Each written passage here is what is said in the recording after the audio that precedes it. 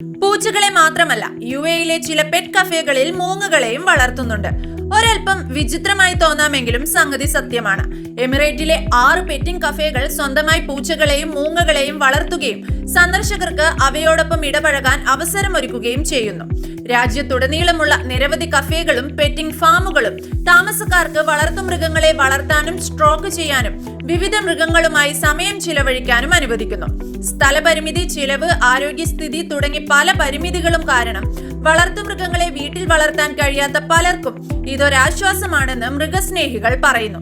Harry പോട്ടറെ പോലെ നിങ്ങളുടെ സ്വന്തം ചെറിയ ഹെഡ്വിഗ് നിങ്ങളുടെ കയ്യിൽ നിൽക്കുന്നത് സങ്കല്പിക്കുക.